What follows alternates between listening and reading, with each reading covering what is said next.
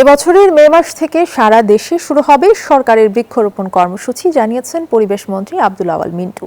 দুপুরে সচিবালয়ে প্রধানমন্ত্রীর সাথে 5 বছরে 25 কোটি বৃক্ষরোপণ এবং নদী, খাল খনন, জলাধার পুনরুদ্ধারে আন্তঃমন্ত্রণালয় বৈঠক শেষে এ কথা জানান তিনি।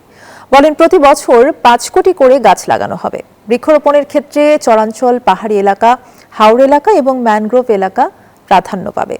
এদিকে পানি সম্পদ মন্ত্রী শহীদ উদ্দিন চৌধুরী আইনি জানান, 180 দিনের মধ্যে খাল খননের বেশিরভাগ কাজ শেষ করার নির্দেশনা দিয়েছেন প্রধানমন্ত্রী।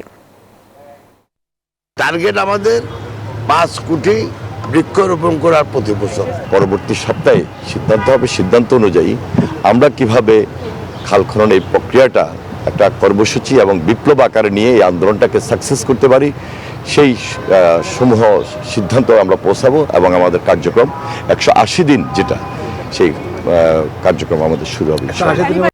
সব মশার বিরুদ্ধে সুরক্ষা দিতে এলো বসুন্ধরা এক্সট্রিম অ্যারোসল। মশার বিরুদ্ধে এক্সট্রিম সুরক্ষা।